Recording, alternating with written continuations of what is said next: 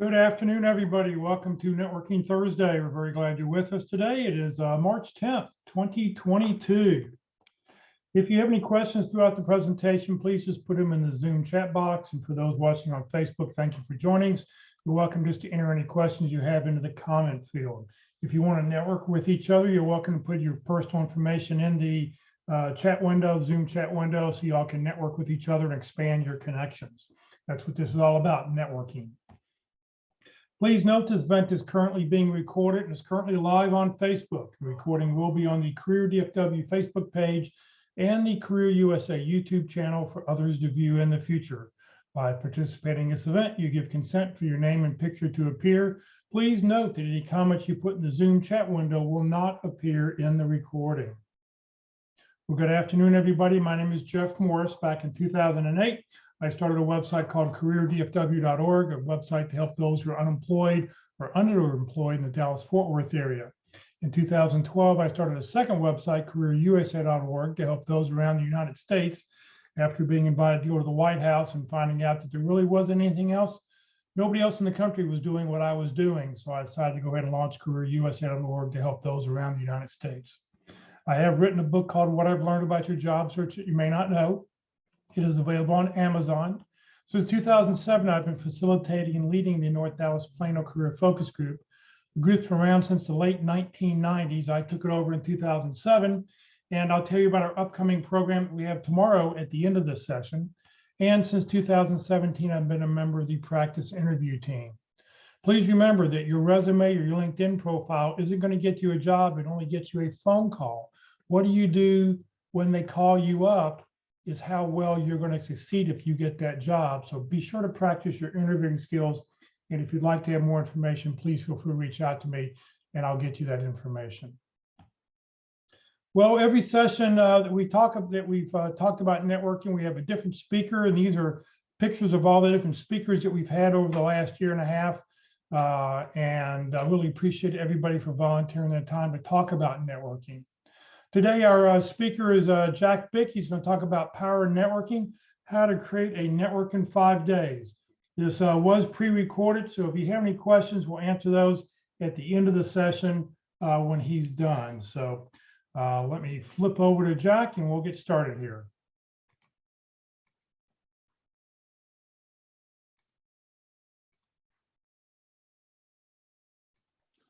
Well, thank you. Glad to be here. So networking is a very important part of the job search, but actually I've got another word for networking, and it's called life. I don't know how you get along without networking in today's day and age. So I'll give you some ideas. I've had 9 jobs in my life, and every one of them has ended, obviously, in one fashion or another, across the board, from firing to downsizing to the company being sold by somebody else. I was the person who sold the company, but the constant in the whole thing was the fact that my next job I would achieve another job immediately because of networking. And I think it's very important for us to realize that networking is a lifetime event. It's not an event, it's a process. And that process puts you in touch with other people who can help you and who you can help. And as a matter of fact, that's the first thing. You have to help the other person first. So I have a sign in my office here. It says, "To the world, you may be one person. To one person, you may be the world." So reaching out to other people and with an idea that you are going to help them, and eventually that might be returned to you by them helping you. So My definition of networking is a long-term win-win business relationship.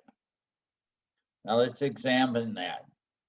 Obviously, when you start a relationship with somebody, especially a business relationship, you don't know how long that's going to last. But if your mindset is that this is going to be for the long term, that this is somebody who can help, who I can help, and who can help me for the long term.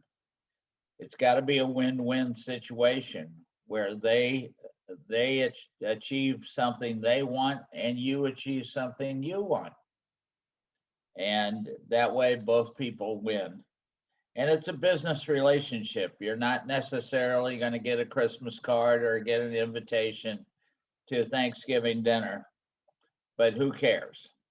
As long as you can help each other and move your career forward, and you can move their career forward, why, that's a very good situation. So most of this is taken from my new book, The Champion Way. It's been out about several months now, but I still call it new. I think I can do that for a year and still count it as new. And by that time, I'll bring out The Champion Way 2.0. And then I can call that new.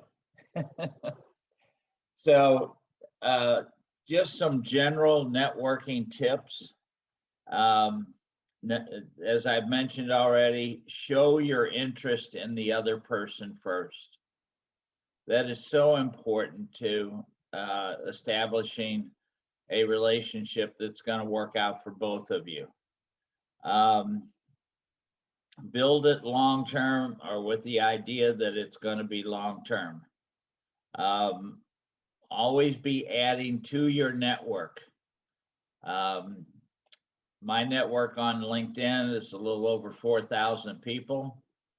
And whenever I want to accomplish something, I reach in there and find people. And I may not have a direct relationship with them, but I can develop that in no time at all. So I'll always make sure that it's mutually beneficial. In most situations, when you're in a public situation, and hopefully we're going to get back to that situation pretty soon.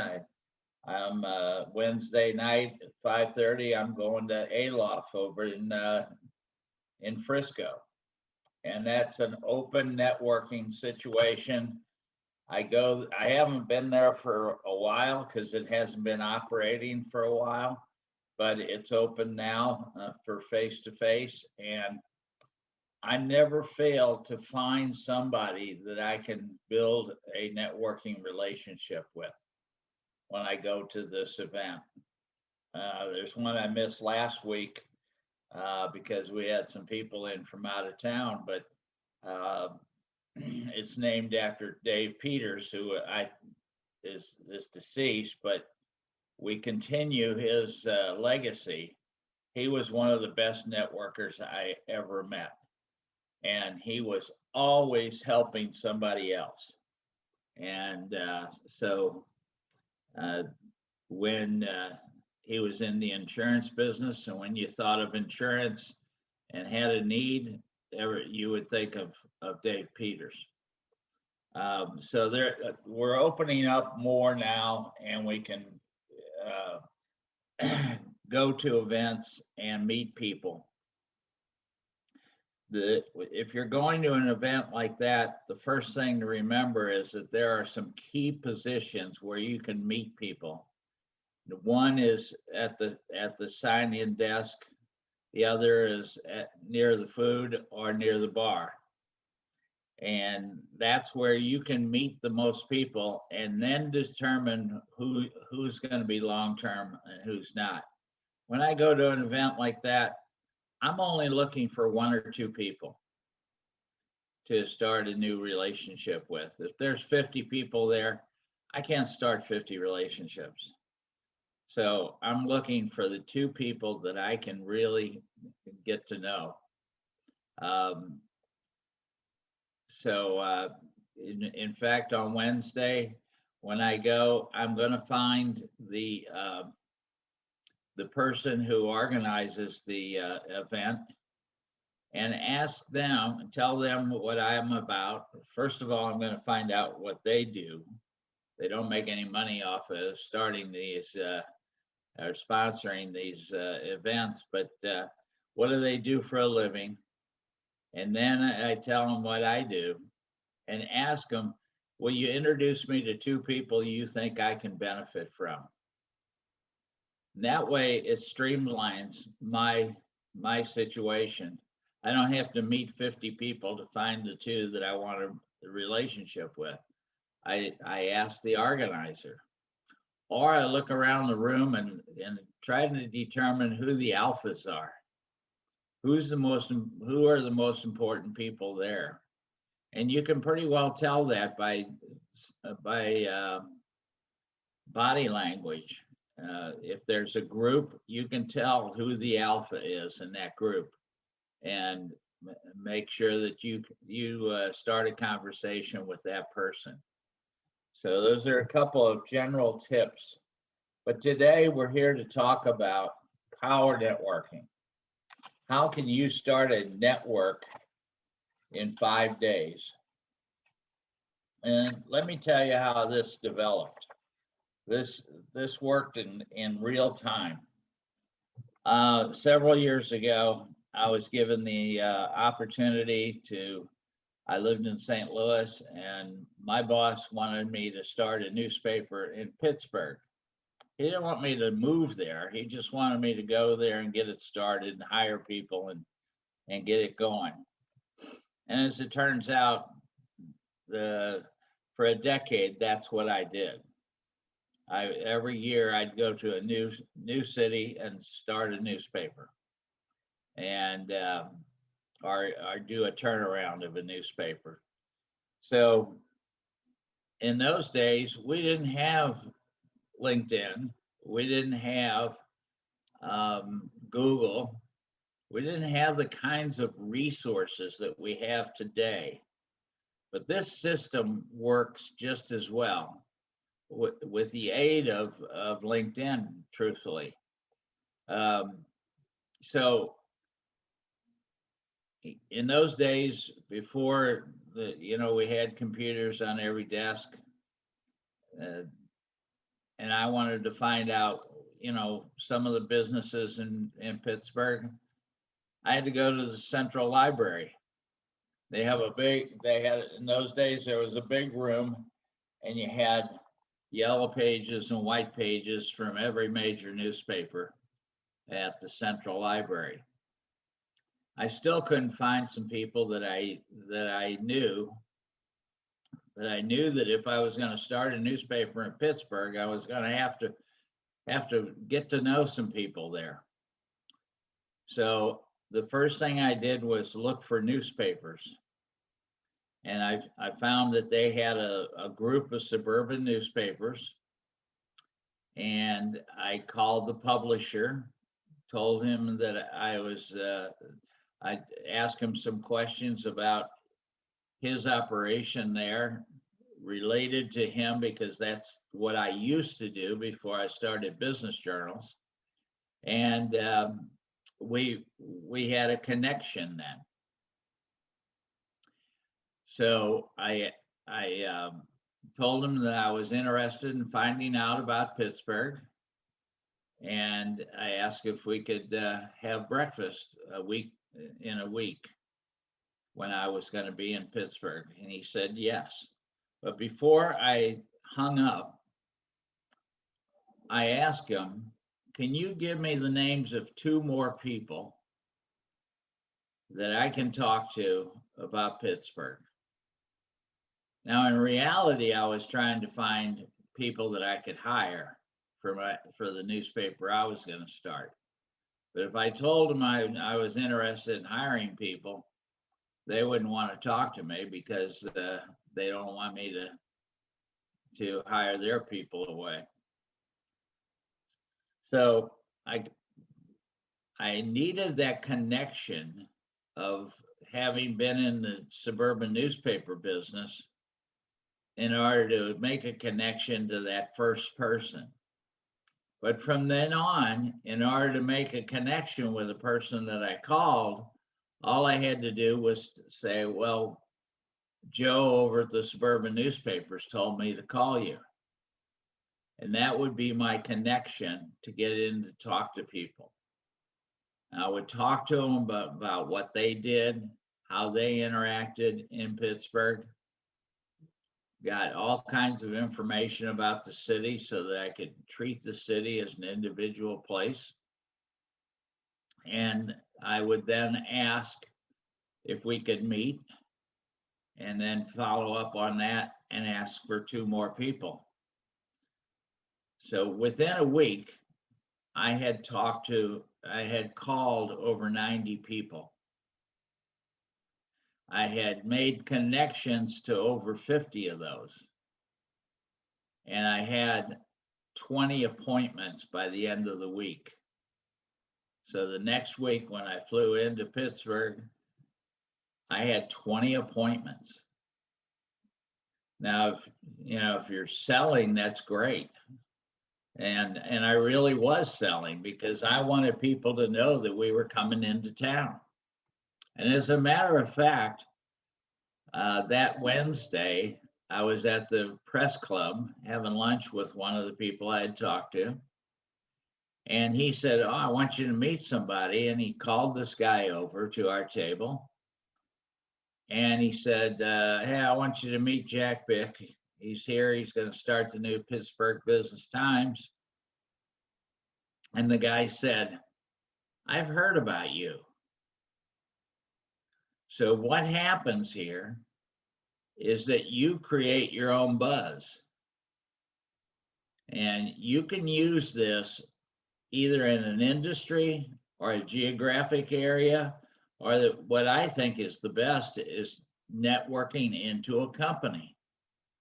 If you've got a target company that you want to get into, go to LinkedIn, find some people that you can talk to, that you can make a connection to, so that you can open a conversation and have something where you can say, here's something that we have in common, or here's a connection, here's an activity that we both did, or we both work for some company, whatever it happens to be. And that way you can open up a conversation centered on them, and eventually it'll get around to you. And then you make your request that they help you network. And you can use this to find who is the hiring manager in the department that you're interested in. A lot of my clients have used this very effectively. You can do this. Let's say that you are looking at LinkedIn or some other source for job postings. Before you take the time to go into the ATS, go into LinkedIn and find people who work for that company and network your way in. That's a lot more effective than sending your resume to an ATS. Network your way to find that hiring manager and make those people champions for you. That's the whole idea behind my book, The Champion Way. The book shows you how to differentiate yourself all along the way, because it's my idea, it's been proven over and over and over again, that unless you're one of the top 3 candidates you're not going to get that job. You are a qualifier, qualifying who the best people are, and they rank them. And they were the top 3 are going to be the ones who get that job. It's almost impossible for you to go from a position further down and catapult yourself past everybody else. It's very difficult to do. So one of my clients used this process to network their way into Texas Health Resources. Within a week, she was able to have a lunch appointment with the president of Texas Health Resources. And he started feeding her job opportunities within Texas Health Resources before they were ever posted, because she impressed him. She actually was in the hospital administrator in Detroit. And one of the jobs he told her about was not just with THC, Texas Health Resources, but in Washington, D.C. And today she's the number 2 person at Howard University hospitals. A very high paying, very high profile job. So she used it to network within a week to right to the top of that organization. Now, you don't have to go all the way to the top, but you can find the hiring manager if you network your way through. And it's my contention that just like you can't be too thin, you can't be too rich, well, you can't have too many champions. Get as many champions as you can to help you network into a target company. So there's many ways that you can use your time that all fit into networking. And here's basically, I went back and looked at how I divided my time in networking. And let's say that you say you're going to devote 30% of your time to networking. I would, within that 30% of your time, I would give 20% to industry events. If you're in accounting, find accountants, find events that accountants go to. Also, business events like Rotary and the Chamber, that's another 20%.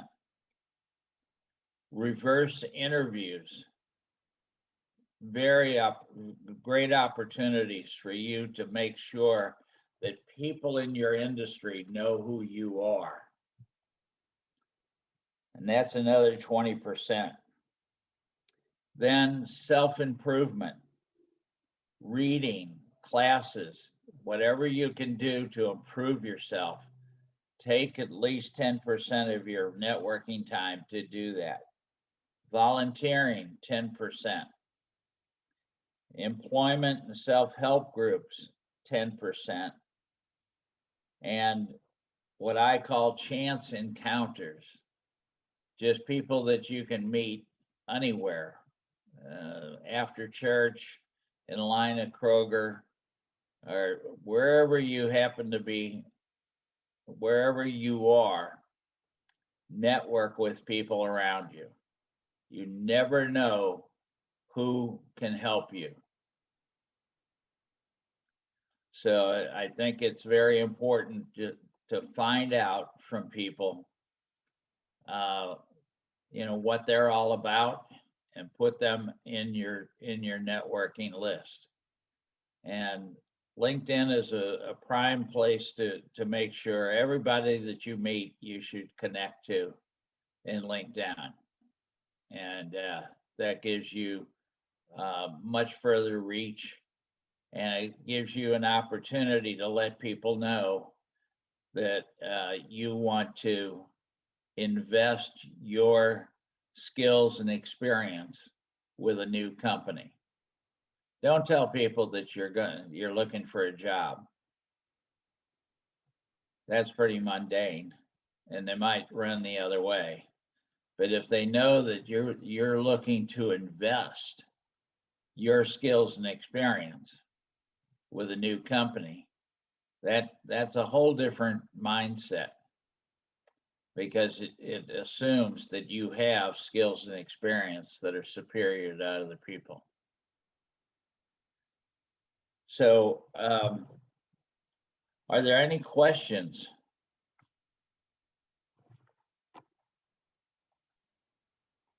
Nobody's put anything in the chat box for questions yet. If anybody has a question, please unmute your mic and ask away. Just a reminder, this is a pre-recorded session. I guess not.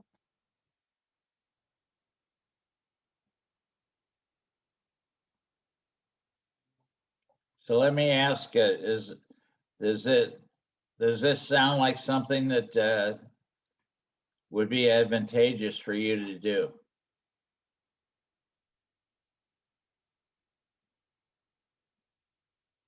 Henry does ask a question. He says here, how do you follow up with those who say they will connect you with somebody, but they don't?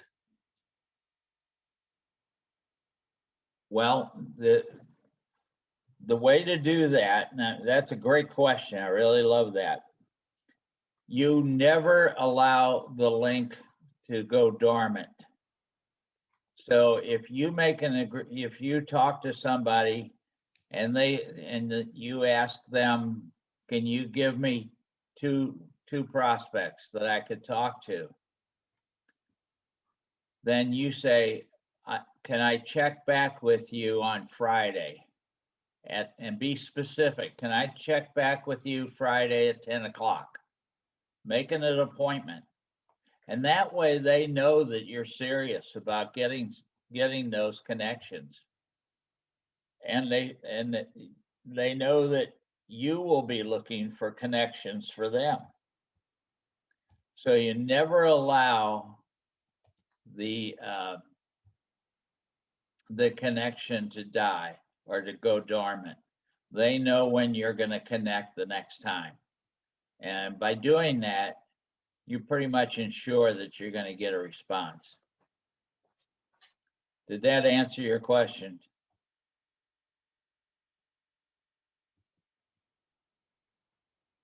Let's see.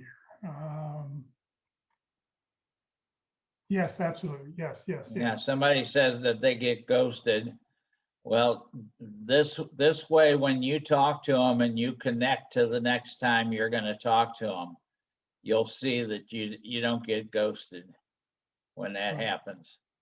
All right, so the next question here is, can you provide some advice on how to best reach out to people in LinkedIn and nurture those networking and how to nurture those networking relationships? I haven't been able to crack the code, as it just seems the engagement fades away over time. Well, it's important for you to keep that engagement going. And like I said, one way is to always be focused on them first. If you're always focused on yourself, then they're going to wear out. But if you are focused on them and always talk about them and say, you know, and be interested in what they're doing and help them. If you're asking for connections, give them connections.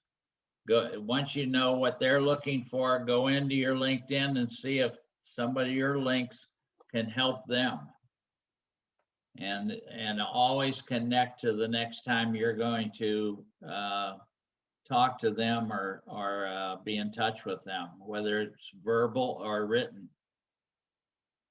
Jason, I ask, when connecting with the referral for the first time, is if it is somebody that works for a target company, do you mention that you're in job search, or just that they're a target company, or just leave it as a connection request? I would be as specific as possible, but don't say that you're looking for a job. Say you want to invest your skills and experience, and give them an example. Take an R from your star stories and say, you know, that I'm looking to invest my skills and experience. By the way, at my last job, I saved them $25,000 on a yearly basis.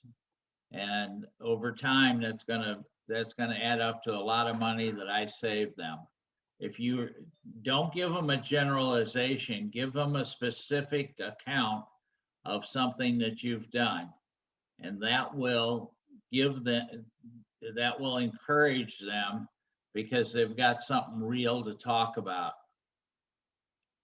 All right. Mindy asked, when searching for the right connection within a company, what's the best way to connect with them? Request a connection, send a note through LinkedIn, try to locate an email. What do you recommend? Well, I think there's two answers to that. Number one is, what are you comfortable with? If you're comfortable, I'm very comfortable making a phone call, but I know that, you know, some generations don't like that. They want to send an email, and that's fine too, because if that's what you are comfortable with, you'll do the best job with it. On the other hand, you got to think about the receiver. Who's receiving this? If you're trying to connect to somebody who is older than you are, then think in terms of that being a phone call. Even though you may not be as comfortable with it, they're gonna feel better about it, because that's the way they're used to connecting. So, you know, I think that you have to think of those types of things, and generational situations are much greater.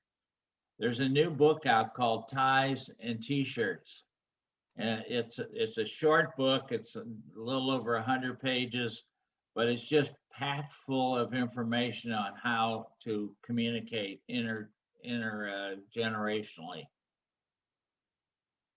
Okay. Let's see here. What's the best way to find out what industry networking groups and opportunities there are near you, especially during COVID? The best way to do that is pick out who are the leaders in that industry and call them up and just ask them, where do you go? You know, it's been difficult because of COVID, but not impossible. And that's the thing that if there's always going to be disruptions. You know, we're in a disruptive situation, you know, society these days. And so when things are good, build your network, especially through LinkedIn, and they'll be there when opportunities constrict. And so, and you can keep the connection with LinkedIn by posting different things, by blogging, things of that nature. Okay, Henry asked, how do you link other people to each other on LinkedIn? I'll sort of take that for a second. You can't, there's no magic button on LinkedIn to allow you to hear, here's subject A, here's subject B, automatically connect them. What you need to do is you need to send a message to your two connections. And so the three of you are together saying, you know, Joe, I recommend you talk to Jim. Jim, you know, here's Joe. I've known him for a long time. I think y'all would make a great connection. And then let them sort of carry it on. So there's no magic button on LinkedIn to be able to connect to people except via a message. And it'd be the same if you can get it offline via 2 email addresses, even better. Let's see here. Robin says, I've already reached out to someone on LinkedIn and made the mistake of telling them I'm looking for a position and asked for an information interview, but didn't hear back. Is it too late to try to connect again and tell them I'm looking to invest my skills and experience? Yes, and the way to do that is to, to me, the communication is a process. I call it the communication formula. It's called AIR, A-I-R. Number one, attention. Make a connection. And make it about them first. So you don't start off by saying, "Hey, I'm looking for a job." You say, "Well, I noticed that you like to play tennis and I like to play tennis myself," or something that you can use to connect to that person. Or you use something about their company, the research that you've done on on the company, and you say, "Well, I noticed that you had a big article in the Dallas Business Journal," and use that as a connector. Then that's the A, attention. Information is the I. You want to give them information about yourself. You say that you want to connect to them because you want to invest your time, your skills and experience, and then give them an R, a result from your star stories. If I were trying to connect to somebody to be a publisher again, I would say, I want to use my skills and experience for a dynamic new company. By the way, when I was publisher of the Dallas Business Journal, I had a $1.2 million turnaround on the bottom line in less than 2 years. That's going to make them want to talk to you. And then you make your request. Can we meet for 15 minutes to discuss the current situation in the industry? Because you're one of the leaders. And then you say, I will call you back on Wednesday if I haven't heard from you, and give them a specific time. And then you say, well, I'll call you at 10 o'clock on Wednesday, or you can return my call at your convenience. And if you do those simple things, you're going to can you still get ghosted? Yes, but it'll be a minimum. It won't be the rule, it'll be the exception. Jason says on an initial LinkedIn connection request, don't you want to try to keep it short as possible and not scare them to even connect? You indicate be specific as possible, but isn't that more for if you have a 20-minute meeting with them? You want to give them just a taste so that they're curious about wanting to talk to you. And yes, you want to keep it brief, no more than 6 lines.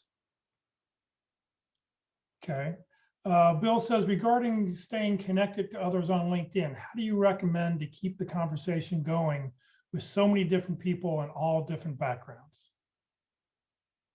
I think that you just want to keep them informed about what you're doing and make sure that it's of interest to them, give them enough detail, and but your idea is to keep them curious, and they'll want to bounce it back and say, I was interested in what you did, et cetera, et cetera. Okay. On Facebook, Joanna asked, what if you truly don't have any achievements or metrics? Can you say that again? You don't have any achievements or what? What if you don't have any achievements or metrics to be able to, share, I guess, in that initial connection? That's hard to answer in general, but if you ask yourself the right questions, you will come up with specifics. I understand that a lot of people's jobs are part of a process. And let's say there's a 5-step process and you're step number 3, and you never get to see the end result. Well, from now on, find out what happens to your work as it progresses, and find out how that makes money or saves money for a company. Every job has to make money or save money, or else it's not going to be there very long. So find out what that is, and that'll help you with the metrics. Maybe if you're in a technical situation, you can say, I can't give you metrics because it's proprietary information, but here's the end result, and the company is doing well, and just generally you can tie yourself to the success of the company. Okay. What are your thoughts on when you're making those connection requests, attaching your resume? I would try to meet with somebody before you send them a resume, because that's an overt action, and you want to make sure that they're committed to being a champion for you, and then make sure that they have all the information. But more than likely, they're going to go to LinkedIn, and your LinkedIn should have, that's where everything you want people to know about your career, that's where it should be. What do you think of the one-page bio? I like one-page bios as opposed to a resume.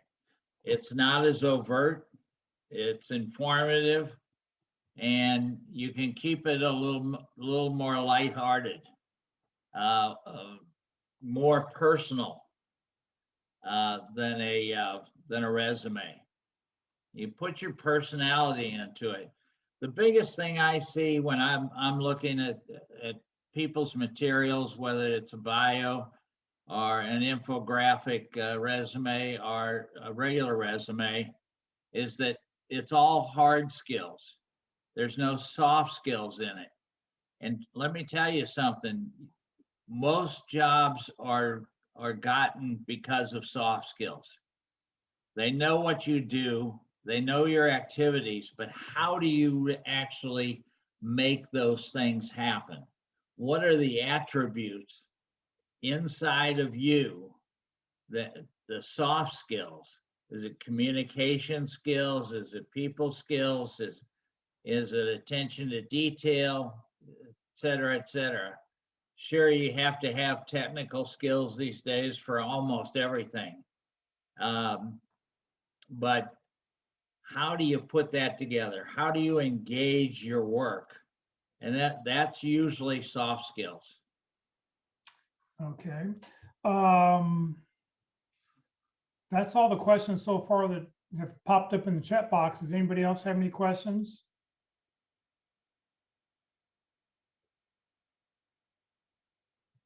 For me, I think the most important thing you've said is that when you have that information interview with somebody, or that first initial talk, is at the end of it, who else do you recommend I talk to? If you can get a couple more names, that's how you just build your whole, it's how you build your network. Exactly. It's an easy way to do it.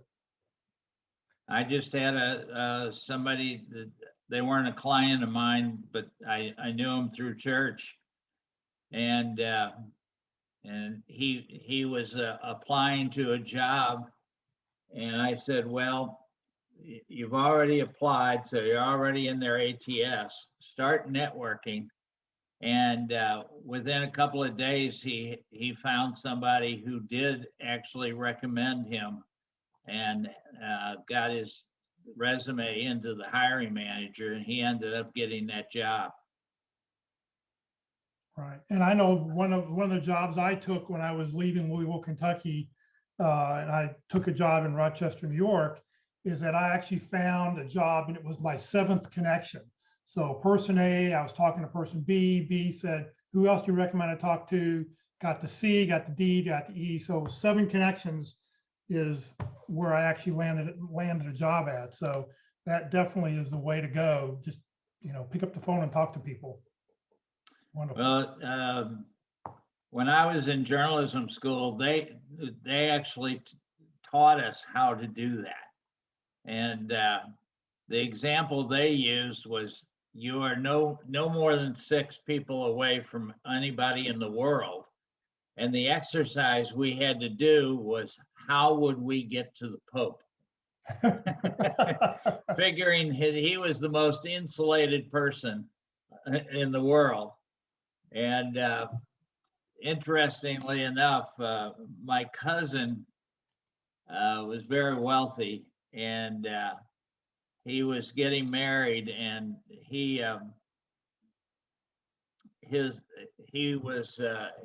wanted to get married at the Vatican, and the person who performed the wedding eventually became Pope.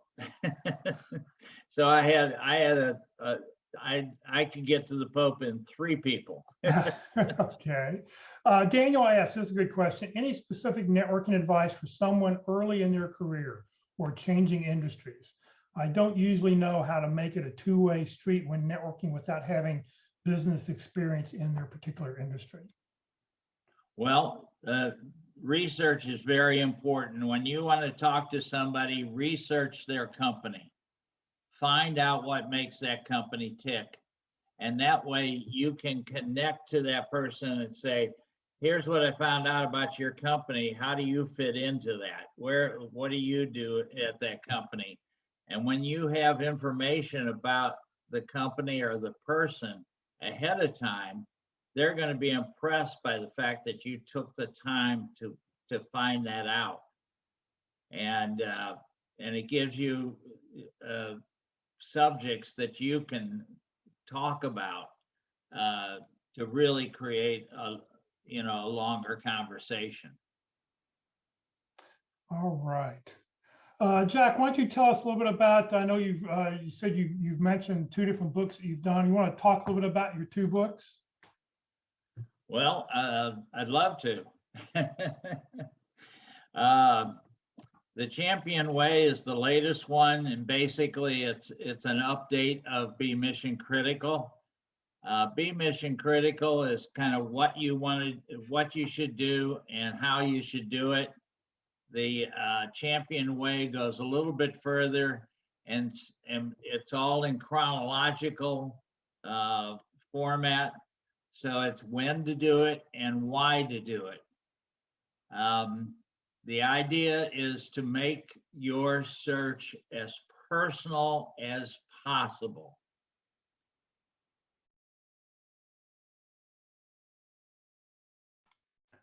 All right, that is his presentation. If anybody has any questions, you're welcome to unmute your mic and ask away, and we can talk about it before we close up. Anybody have any questions?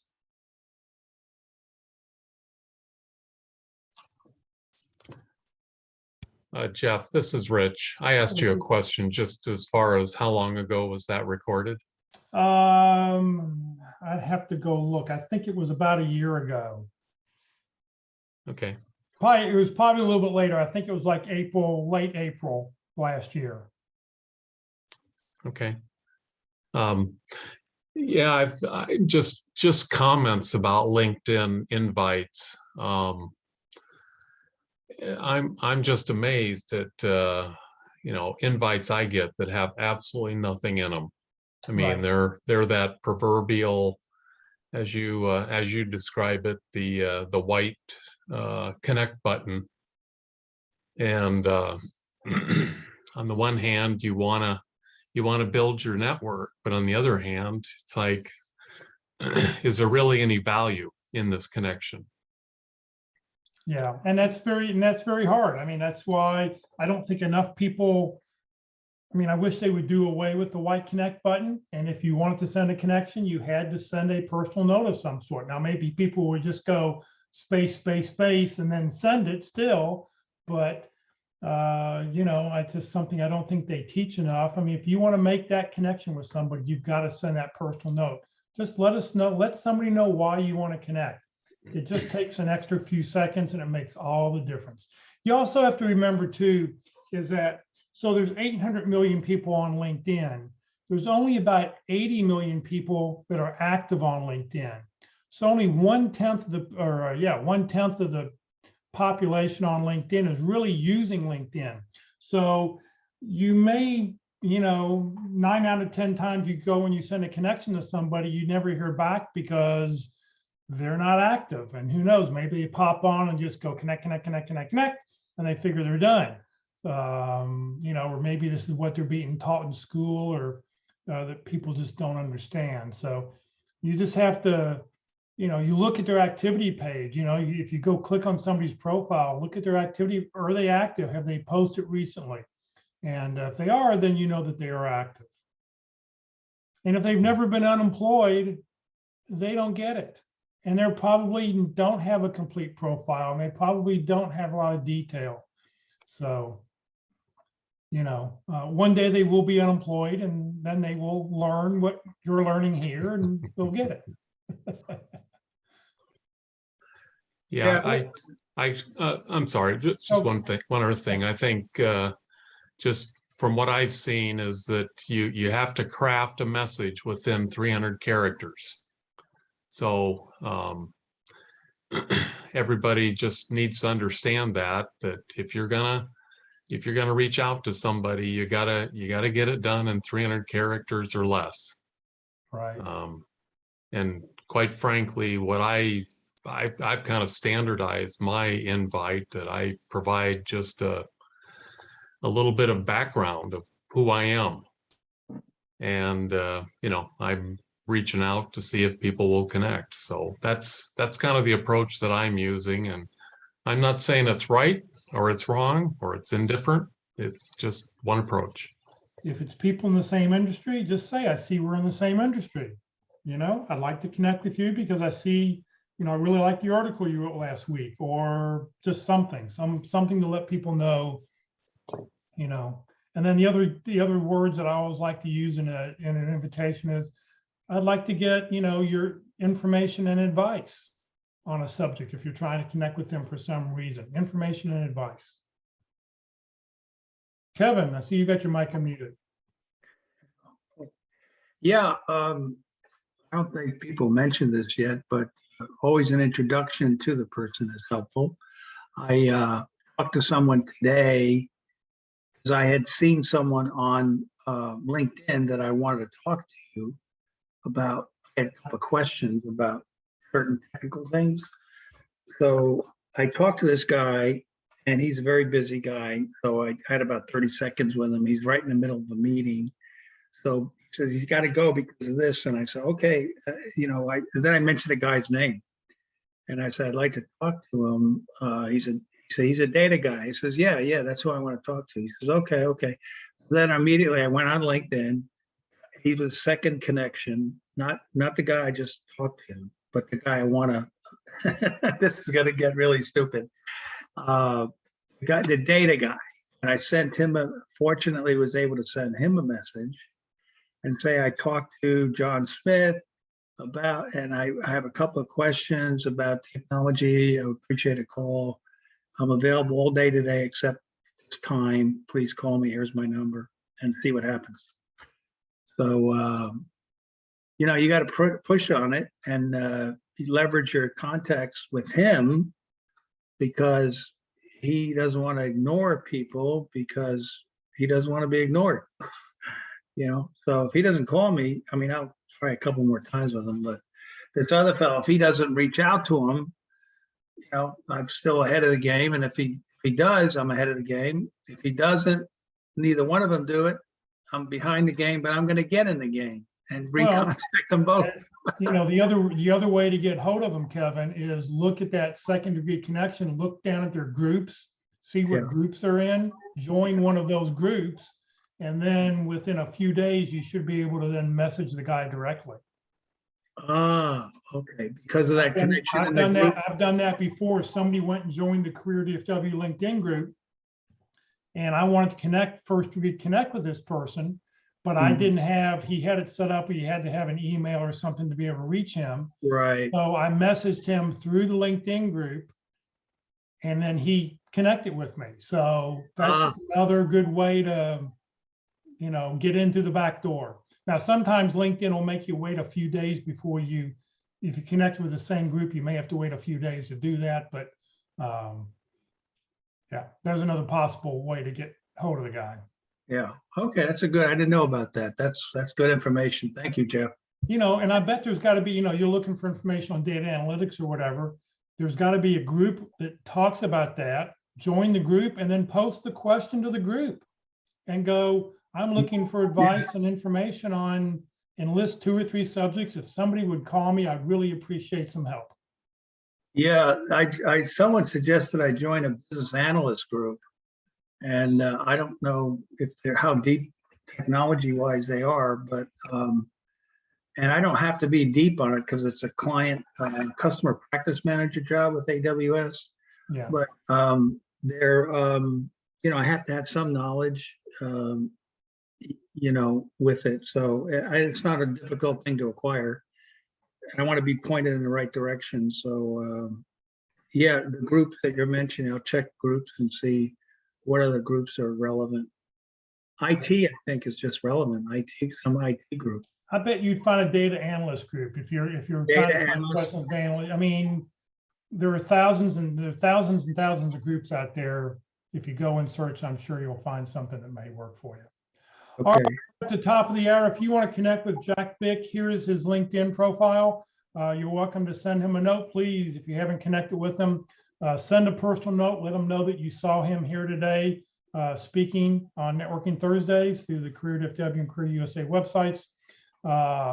Jack has recently moved. He's no longer in the Dallas-Fort Worth area. He's moved to Florida, but he's still doing coaching via Zoom, and his phone number is right there if you'd like to reach out to him. All right, Career DFW and Career USA, we're putting on training 4 days a week. Hopefully you'll join us tomorrow morning at the North Dallas Plano Career Focus Group meeting. Why your emotional intelligence matters in today's new world. So you're welcome to join us for that talk tomorrow morning at 9:30. On next Tuesday for LinkedIn Tuesdays, how to create a LinkedIn brand that tells your key contacts who you are, what you do, and how you can help them. That is with Terry Sullivan. Terry does not allow his recordings, his programs to be recorded. So if you want to watch them, you do need to watch them live, either on Facebook or Zoom, and it will be deleted off of Facebook when the event's over. Hey, Jeff, tomorrow morning, is that at the usual spot, y'all meeting in person for Friday? We are not meeting in person yet, so it'll only be on Zoom or Facebook. Okay, very good. Thank you. Okay, yeah, we're talking about starting meeting back up in April, but I'm not ready to, I want to see how the next couple of weeks go before we do that. Okay, thank you. You're welcome. For Interviewing Wednesday, we have a special guest speaker next week, Jay Frisero. If you've never heard Jay, he's very pragmatic, very detail-oriented in what he does, how to do it, and he's going to talk about the 6 keys to a successful interview. So I look forward to this presentation. I've not seen this one before. This is brand new that he's put out. So join us next Wednesday at 1 o'clock for Interviewing Wednesday. And then next Thursday for Effective Resume Thursday, Susan Gray will be with us to talk about effective resumes. She's a recruiter and places people in different jobs all the time.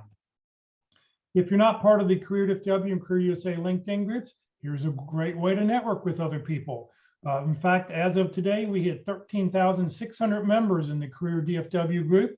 So if you're not a member, please join. You don't have to live in the Dallas-Fort Worth area to join the Career DFW group, and you're welcome to join both groups. Just an opportunity to expand your connections.